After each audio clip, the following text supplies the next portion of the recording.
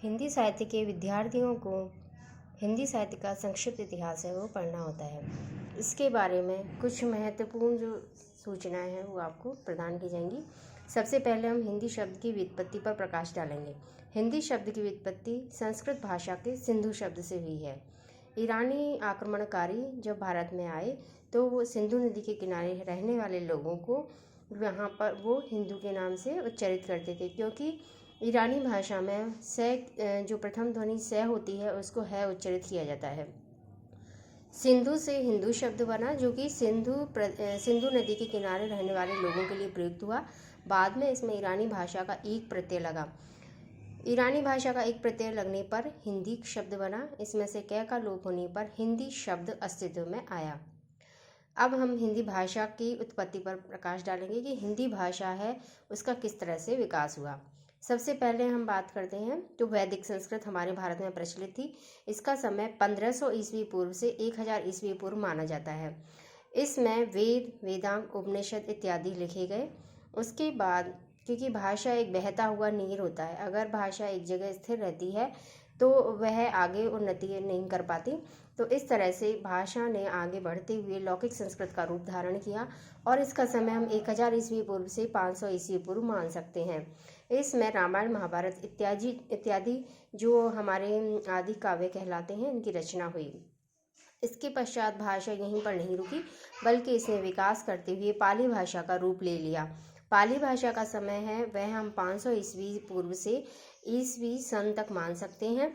इसमें संपूर्ण बौद्ध साहित्य लिखा गया, जिसमें त्रिपिटक यानी 3 पिटक, सुत्त पिटक, विनय पिटक, अभिधम्म पिटक और महात्मा बुद्ध के पूर्व जन्म की कथाएं जो जातक कथाओं के नाम से प्रसिद्ध थी वो लिखी गई। इसके बाद जो पाली भाषा है उसने प्राकृत भाषा का रूप लिया और प्राकृत भाषा में जो जैन साहित्य है वह लिखा गया।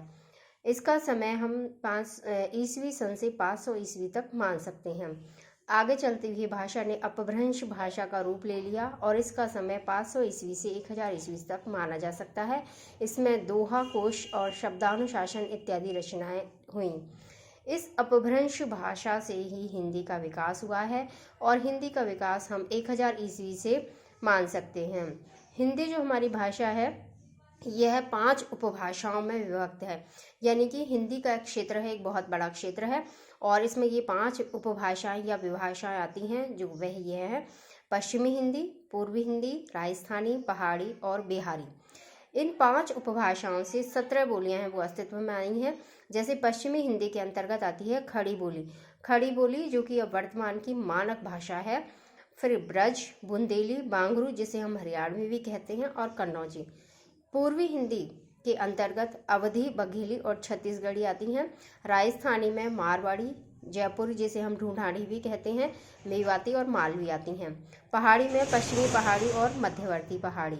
बिहारी में मैथिली, मगही और भोजपुरी आती हैं। अब हम विचार करेंगे हिंदी साहित्य के इतिहास के प्रयोजन पर, यानी कि हिंदी साहित्य है उसको लिखने का क्या प्रयोजन रहा, किस कारण से इसको लिखा गया है।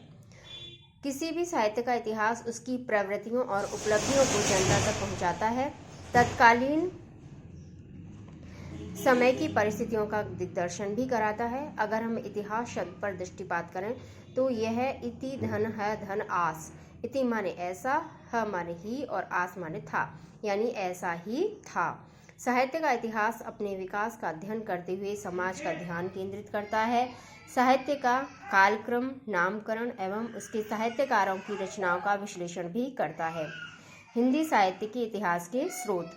हिंदी साहित्य का इतिहास लिखने के लिए हमें बहुत सारी चीज़ों की आवश्यकता होती है कि किस तरह से हम उनकी साहित्यकारों का, उनके काल निर्धारण का, उनकी रचनाओं का अवलोकन करेंगे। तो इसके लिए हम जो अंतः साक्ष्य और बाह्य साक्ष्य 2 प्रकार के साक्ष्य माने जाते हैं, जिनके आधार पर हम इसकी प्रमाणों की पुष्टि करते हैं।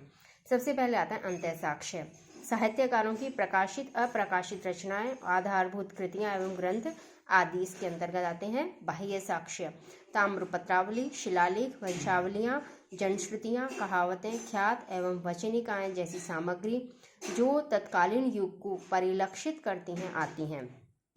हिंदी साहित्य के अंत्य साक्ष्य में गोकुलनाथ द्वारा रचित 84 वैष्णवन की वार्ता, 252 वैष्णवन की वार्ता, नाभादास कृत भक्तमाल, ध्रुवदास कृत भक्त नामावली एवं संतवाणी संग्रह, भिखारी दास कृत काव्य निर्णय, अन्य कृतियों में कवि नामावली, मोद तरंगिनी, श्रृंगार संग्रह, हरिश्चंद्र कृत सुंदरी तिलक, मातादीन मिश्र कृत कवित रत्नाकर आदि हैं।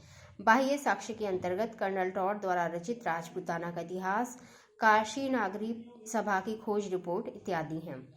अब हम आगे चलते हैं हिंदी साहित्य के इतिहास लेखन की परंपरा पर। हिंदी साहित्य के इतिहास का सबसे पहले जो ग्रंथ लिखा गया वो एक बाहरी विद्वान यानी बाहरी विद्वान जो कि फ्रांस के रहने वाले थे उनके द्वारा लिखा गया। उनका नाम था गारसा दतासी और उन्होंने इस्तवार द ला लिटरेतुर हिंदुस्तानी नाम से 1839 में इसका प्रथम भाग और इसका द्वितीय भाग 1847 में प्रकाशित किया। इसमें अंग्रेजी वर्णानुक्रम से हिंदी उर्दू के लगभग 70 कवियों का परिचय दिया गया। प्रथम भारतीय व्यक्ति जिन्होंने हिंदी साहित्य का इतिहास लिखा वो शिव सिंह सेंगर हैं और इन्होंने शिव सिंह सरोज के नाम से 1883 में अपना इतिहास लिखा। इसमें 1000 कवियों का वर्णन है। इसके बाद जॉर्ज ग्रियर्सन ने the modern vernacular literature of Hindustan 1888 में लिखा। मिश्र बंधुओं द्वारा मिश्र बंधु विनोद 1913 में लिखा गया। इसमें काल विभाजन है वह भी किया गया। हिंदी साहित्य का सबसे प्रामाणिक इतिहास अभी तक का आचार्य रामचंद्र शुक्ल द्वारा लिखित हिंदी साहित्य का इतिहास माना जाता है जो हिंदी शब्दकोश की भूमिका के रूप में 1929 में और बाद में स्वतंत्र रूप से प्रकाशित हुआ। हिंदी साहित्य के इतिहास जो कि रामचंद्र शुक्ल जी का है, इसकी प्रमुख विशेषताएं हैं कि ये सुव्यवस्थित है, कालक्रमानुसार है और हिंदी साहित्य का प्रारंभिक ग्रंथ है। इसके बाद बहुत सारे जो विद्वान हुए हैं उन्होंने हिंदी साहित्य के इतिहास लिखे हैं, उनके विभिन्न नाम भी हुए हैं। आचार्य हजारी प्रसाद द्विवेदी ने संपूर्ण हिंदी साहित्य का इतिहास नहीं लिखा, लेकिन उन्होंने कुछ विषयों को लेकर अपनी जो धारणाएं वो अभिव्यक्त की हैं, जिनमें इनका ग्रंथ है हिंदी साहित्य की भूमिका, हिंदी साहित्य का आदिकाल आदि। अब जितना हमने पढ़ा है इससे संबंधित महत्वपूर्ण प्रश्न हैं वो आपसे पूछे जा रहे हैं, आपको इनके उत्तर हैं वो देने हैं। पहला है हिंदी शब्द की व्युत्पत्ति संस्कृत भाषा के किस शब्द से हुई है। नंबर 2 हिंदी भाषा का विकास किस प्रकार हुआ समझाइए। नंबर 3 हिंदी की कितनी उपभाषाएं या विभाषाएं और बोलियां हैं।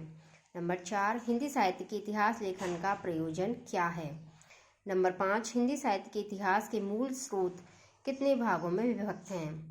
नंबर 6 अंत्य साक्ष्य और बाह्य साक्ष्य को समझाइए।